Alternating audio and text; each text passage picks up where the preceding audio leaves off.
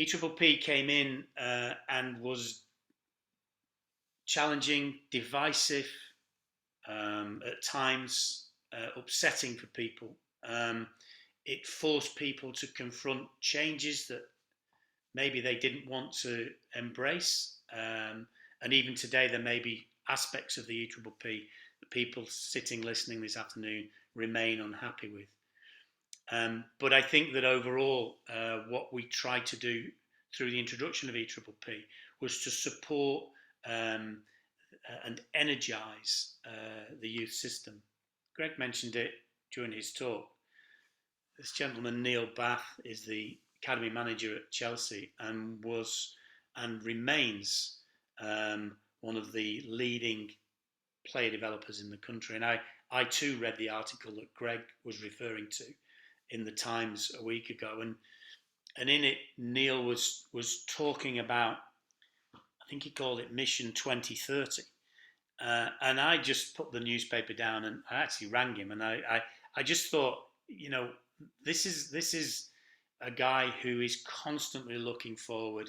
He's relentless in the way in which he's looking for the next edge and the next opportunity, and I think that he's an embodiment. And there are many people that I could have mentioned during the course of this talk, but he's the embodiment for me of the type of youth developers that grabbed hold of EPPP and drove it and turned it into the environment that we all live and work in today. So just to finish, 6 challenges that I would place on record for the future game. Let's improve coach education, because that is an ongoing process. The future game will not be the same as the game we were talking about 10 years ago. Let's make sure we build a pipeline for our coaches. We have outstanding, talented coaches. Say it and repeat it. And when our executives are repeating it back to us, then you will see the young English coaches getting the top jobs in our game. I believe that's the next wave. We have a responsibility to join up the gaps. Yes, we have a network of unbelievable facilities and environments at the Cat 1 end of our game.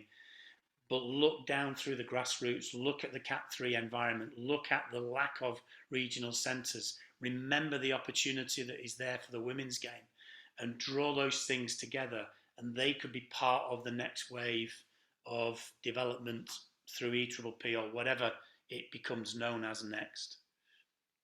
We need to lead and not follow the next technical and tactical innovations in the game. We have been privileged and spoiled by the arrival of the Klopps and the Guardiolas. They've helped to shape our game, but we have to step up and we have to start to drive some of those initiatives as well. Will we ever sort the issue of agents and the movement of players? I don't know.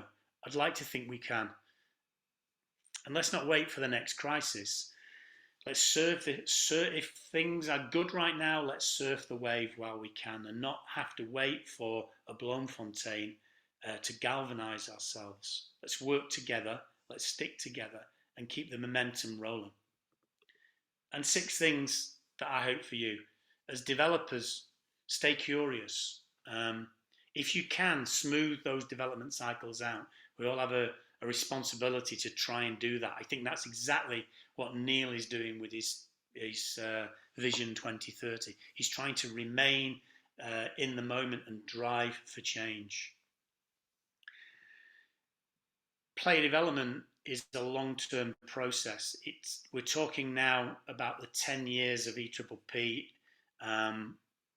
And in development, I think we have to take a mindset of rushing slowly. We can't be complacent. We have to drive, but we have to recognise that these things take time as well. I would say to be ready to drive those changes, or the changes will drive you.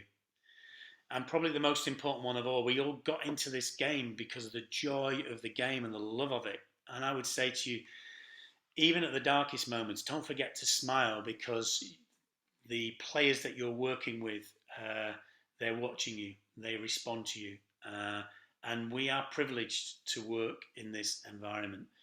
So finally, have a happy and healthy Christmas. And thanks for listening. And happy to take any questions.